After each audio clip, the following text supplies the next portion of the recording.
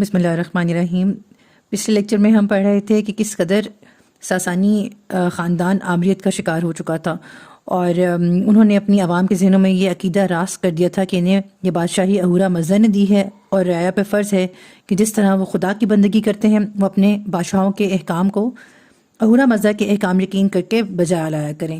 اس سے یہ فائدہ تو ہوا کہ ایران کی جو عوام تھے وہ ان کے مظالم اور بے پناہ محرومیوں کا شکار ہونے کے باوجود ان کے سامنے سر نہیں اٹھاتی تھی، اور جو ساسانی خاندان کے افراد حکمران بنا کرتے تھے وہ جب حکومت میں آتے تھے انہیں صرف خطرہ بغاوت کا ہوتا تھا اپنے باقی بہن بھائیوں سے۔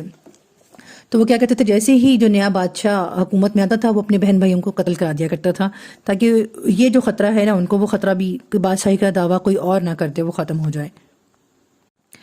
نوشیروان جو دنیا میں عادل کے لقب سے مشہور ہے، وہ جب حکومت میں آیا تو اس نے آتے ساتھ اپنے 17 سگے بھائیوں کو قتل کرایا۔ اب ہم دیکھیں گے ایران کے معاشرتی حالات۔ پہلے ہم نے ایران کے مذہبی اور سیاسی حالات دیکھے، اب ہم دیکھیں گے کہ کس طرح ان کے باہمی تعلقات کی نوعیت تھی اور کس طرح حقوق و فرائض کی تعین کی بنیادیں انہوں نے قائم کی ہوئی تھیں۔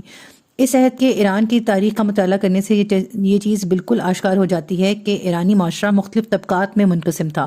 ان کے درمیان ایسی محکم حد بدیاں تھیں جن کو وہ بآسانی عبور نہیں کر سکتے تھے، یعنی کہ جتنے معاشرے میں جو لوگ تھے وہ ایک طبقے میں بٹے ہوئے تھے۔ اب جو ایک طبقہ تھا وہ دوسرے طبقے میں نہیں جا سکتا تھا، اور جو ادنا طبقہ تھا وہ اعلیٰ طبقے کی طرف جانے کی خواہش بھی نہیں کر سکتا تھا۔ اب ان لوگوں نے اتنے ٹیکنیکل طریقے سے ان کی خواہشوں کو ختم کیا ہوا تھا کہ اعلیٰ طبقوں کو اور ایسی مراد حاصل ہوتی تھیں جو کہ ادنا طبقات کو نہیں ملا کرتی تھیں، اور لوگ سوچ بھی نہیں سکتے تھے۔ اب مذہبی رہنماؤں نے اپنی اس موجودہ حالات پر لوگوں کو شاکر رہنے کے لیے یہ درس دیا تھا کہ ان کے آباء و اجداد نے جو پیشہ اختیار کیا تھا وہ اپنی مرضی سے نہیں کیا تھا، بلکہ خدا کی طرف سے ان کو اس پیشہ اپنانے کا حکم ملا تھا۔ جو پیشہ خدائی فرمان کے تحت ان کے آباء و اجداد نے اختیار کیا تھا، اب ان کی اولاد کو یہ حق حاصل ہی نہیں کہ اسے چھوڑ کے کوئی اور پیشہ اختیار کر سکیں۔ یہ بات سوچ کے اور سن کے نا وہ باقی جو عوام تھی نا وہ پھر خاموش ہو جایا کرتی تھی۔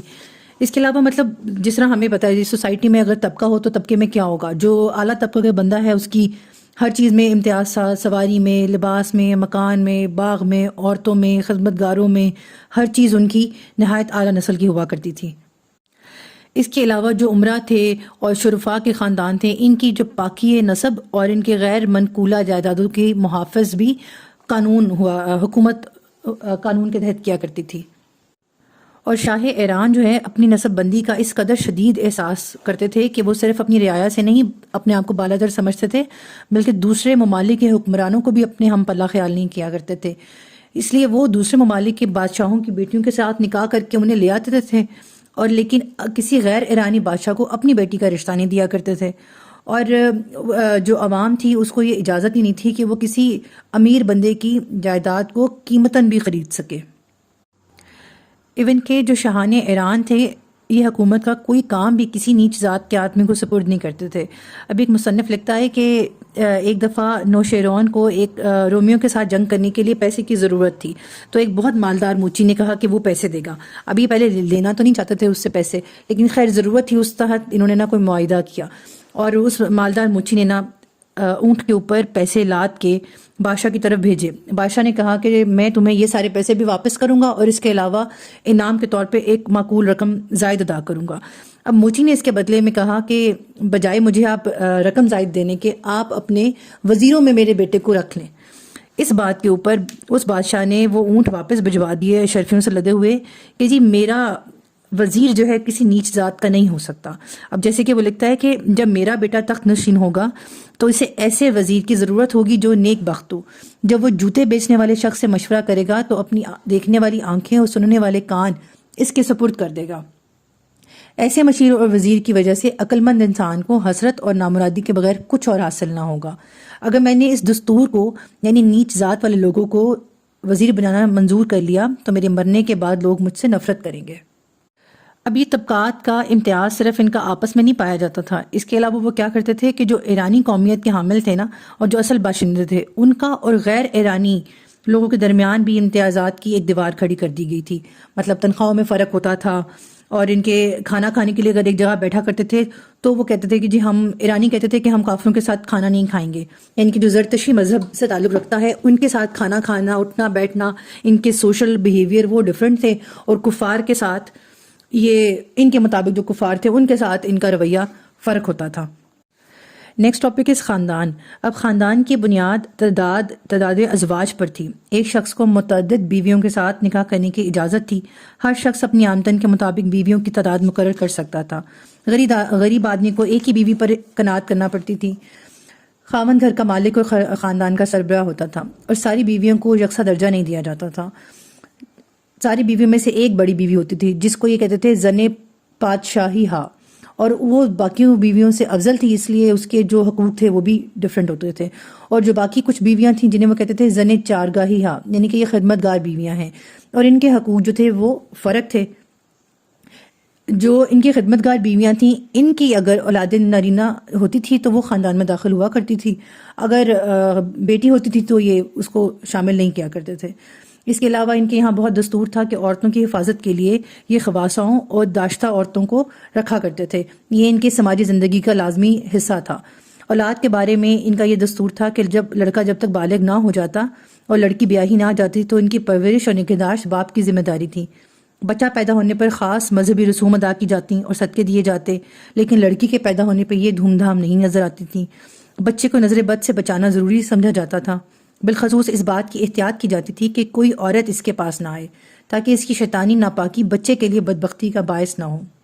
شیطان کو دور رکھنے کے لیے آگ اور روشنی کا استعمال کیا جاتا تھا۔ لڑکی کی مذہبی تعلیم ماں کا فرض تھا، لیکن اس کی شادی کرنا باپ کا فرض تھا۔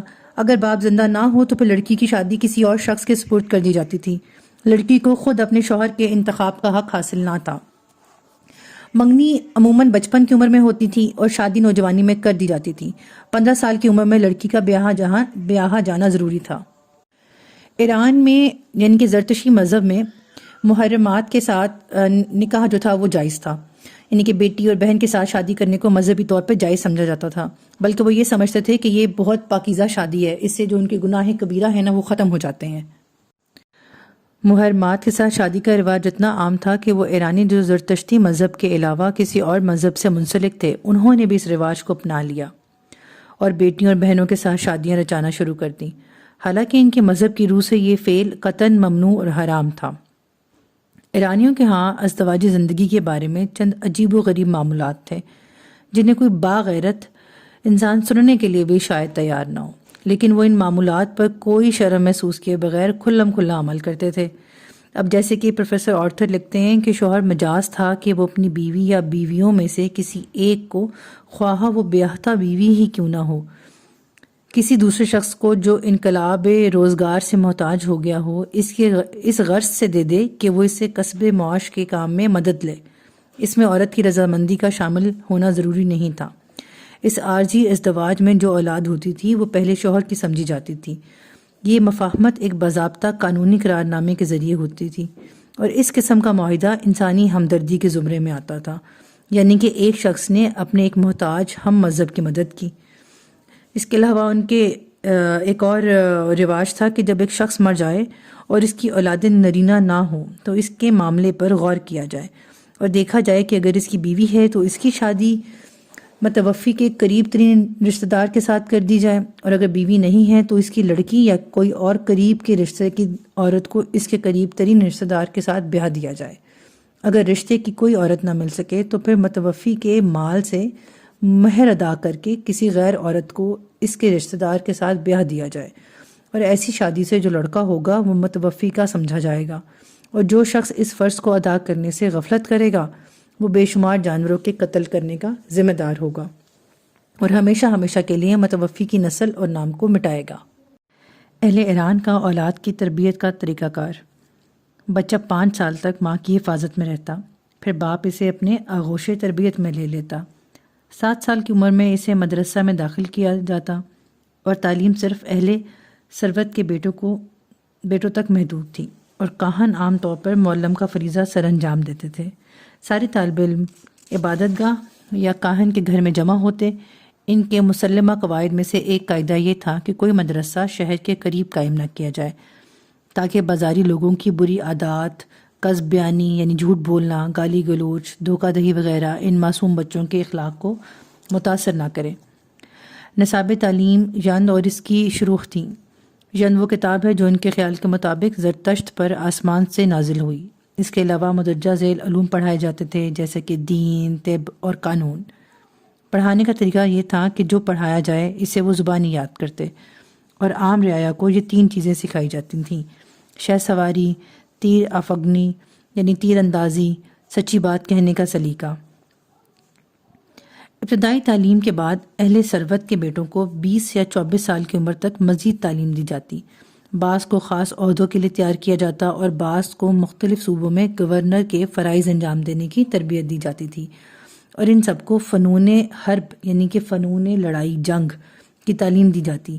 ان اعلیٰ مدارس میں طلبہ کی زندگی بڑی مشکل اور کٹھن ہوتی۔ بہت سویرے ان کو جگا دیا جاتا، پھر لمبی مسافت تک انہیں دوڑایا جاتا، سرکش گھوڑوں پر سواری کرتے، تیراکی اور شکار اور چوروں کے تعاقب کی انہیں تربیت دی جاتی، کاشتکاری باغبانی کا انہیں فن سکھایا جاتا، اور چلچلاتی دھوپ اور شدید سردی میں انہیں دور تک پیدل چلنے کی مشق کرائی جاتی تھی، یہاں تک وہ سخت موسم کی تبدیلیوں کو بآسانی برداشت کر سکیں۔